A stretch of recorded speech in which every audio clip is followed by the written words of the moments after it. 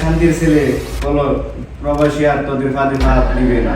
শেখের বেটি নির্বংশ কেন করলো না, এরাও মানলো না কেন?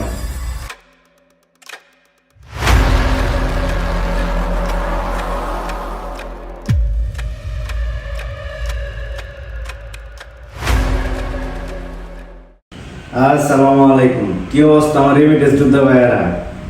শেখ হাসিনার গতিতে কি আগুন লাগছে? আরো লাগবে। এটা তো মাত্র শুরু। একটা ভিডিও দেখি। প্রবাসে আছে তারা এই হুন্ডিতে টাকা না পাঠিয়ে হাতে হাতে দেবেন, হাতে হাতে খরচ শেষ। যারে দিলেন সে হয়তো খরচ করে পরে দেখা গেল। হ্যাঁ, ও আমরা রেমিটেন্স যোদ্ধারা মাথার গাম পায়ে ফেলায় ইনকাম করে দেশে পাঠামু। আর উনি কি বলতেছে?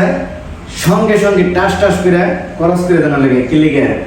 বুলেট কেনার লেগে, এই মির্জাফর পুলিশের বেতন দেওয়ার লেগে, সেনাবাহিনীর বেতন দেওয়ার লেগে। আর ওরা বেতন পাইয়া, বুলেট পাইয়া আমাদের জনগণের বুকের মধ্যে গুলি চালাইবো? না না না না, এটা কিন্তু হতে পারে না। ওই যে আরেক শান্তির ছেলে বলো দেখি কি বলে। ভাই বোনদেরকে অনুরোধ করবো তারা রেমিটেন্সটা পাঠাবে, তাদের রেমিটেন্সটা অর্থ পাঠানোর যেন ব্যাংকে কোনো সমস্যা না হয়, তার জন্যই কিন্তু আমরা আমাদের ব্যাংকিং এবং যে কমার্শিয়াল যে এরিয়াগুলো আছে এগুলোকে তো শান্তির ছেলে পলক, আমি তোরে বলতে চাই, তোর এই মিষ্টি মিষ্টি কথার কোনো মূল্য নাই। ওই দিন কি বক্তব্য দিছস আর গতকালকে কি বক্তব্য দিছস? নগদে তো তোরা পোল্ট্রি বাস, ঠিক আছে? প্রবাসী আর তোদের ফাঁদে ফাঁদ দিবে না। কারণ কি জানো, প্রবাসীরা এখন অনেক অনেক অনেক কিছু বুঝে দেশের জন্য, ঠিক আছে? তো শান্তির ছেলে ভিক্ষা চাওয়া শুরু করছস, হ্যাঁ? শান্তির ছেলে তুই অনেক জ্বালাইতেছস।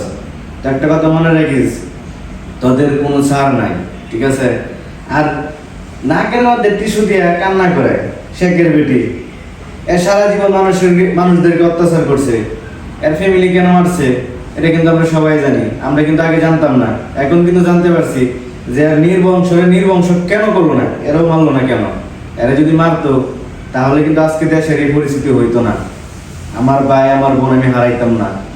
এক পুলিশ সদস্যর কালকে একটা বক্তব্য দেখছি, হ্যাঁ স্যার আমার পুনরে মারতে কি এতই গুলি লাগে? তারপরে এত লজ্জা নেই, এত লজ্জা হবে না, ঠিক আছে? তো আসেন, আমরা যে অধ্যায় আছি, আমরা প্রবাসীরা আর 1 টাকাও কিন্তু পাঠাবো না। 30 টাকা রেট হইলেও সমস্যা নাই, 40 টাকা রেট দিলেও সমস্যা নাই। যদি শহীদদের রক্তের সাথে আমরা বেমানি না করতে চাই, 1 টাকাও পাঠাবো না ইনশাল্লাহ। এই স্বৈরাচারের পতন বেশি দিন লাগবে না, ঠিক আছে? তো আমরা ঐক্যবদ্ধ হয়ে আমরা প্রবাসী রেমিটেন্স যোদ্ধারা কখনোই টাকা দিব না।